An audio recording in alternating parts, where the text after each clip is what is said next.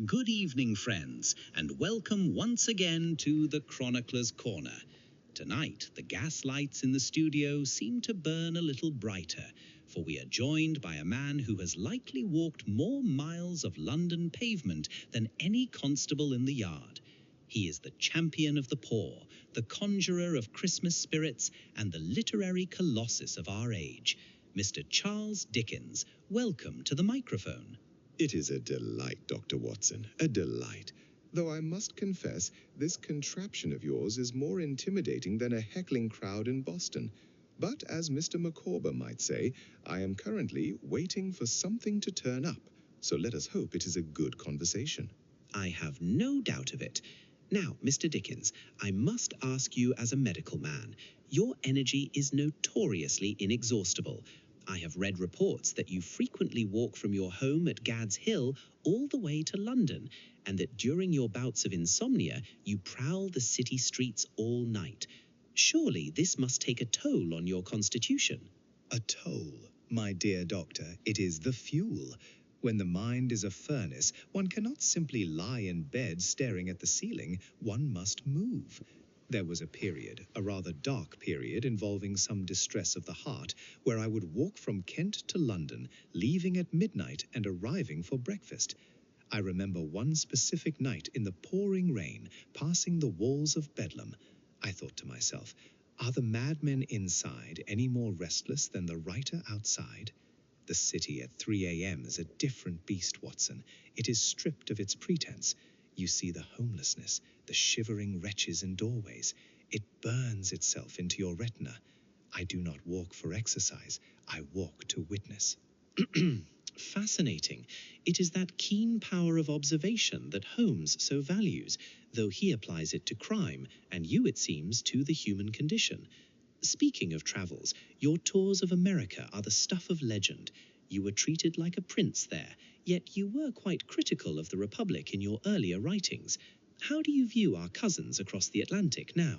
Ah, America, a land of magnificent contradictions. When I first arrived in 42, I was prepared to find the Republic of my imagination, pure and free. Instead, I found a great deal of tobacco spitting. My word, Watson, the spitting! It was an aerodynamic hazard to walk the streets. But in all seriousness, they are a vibrant, roaring people. My quarrel was never with the people, but with the copyright laws, or lack thereof. To see my books sold by the thousands and not see a penny of it, well, it would irk a saint, and I am certainly no saint. But on my second tour, they greeted me with such warmth that the ice in my beard melted instantly. They are a giant waking up. A bit loud, perhaps, but with a heart as big as their prairies. A fair assessment, I should think. Now, I should like to touch upon a subject that is often discussed in my own household, the supernatural. You penned arguably the most famous ghost story in the English language, A Christmas Carol. Do you believe, sir, in the spirits you write about, or are they, as Scrooge said, merely an undigested bit of beef? A capital question. I am a rational man, Doctor, much like yourself. I do not spend my evenings at seances knocking on tables. However, I believe in ghosts of a different sort. We are all haunted, are not? Haunted by the past, by our mistakes, by the people we could have saved but didn't.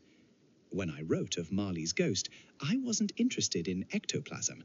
I was interested in the chains we forge in life. The supernatural is simply the best way to shock a man into a better human being. Sometimes, Watson, you have to frighten a man to save his soul. If a few rattling chains can make a miser buy a turkey for a poor family, then I say, long live the ghosts. The chains we forge in life. That is a sentiment that will stay with me. We have time for one final inquiry. Your latest work, The Mystery of Edwin Drood, has gripped the public. It is a mystery that rivals anything my friend Holmes has tackled. I know you are sworn to secrecy, but can you give us even the slightest hint as to the fate of poor Edwin? You are as persistent as Inspector Bucket, Doctor, but I am afraid my lips are sealed with the tightest of wax. A mystery is only delicious as long as it remains unsolved. If I told you now, the souffle would collapse. I will tell you this, however, the solution is not in the mechanics of the crime, but in the psychology of the villain. Look not at the evidence of the hands, Doctor, but at the strange duality of the human mind. That is where the body is buried. A cryptic clue indeed. Mr. Dickens, it has been an absolute privilege. Your vitality is infectious, and your insights are as sharp as ever. Thank you for joining us. The pleasure was entirely mine. Keep observing, Doctor. The world is full of stories waiting to be caught. And to you, our listeners, thank you for tuning in.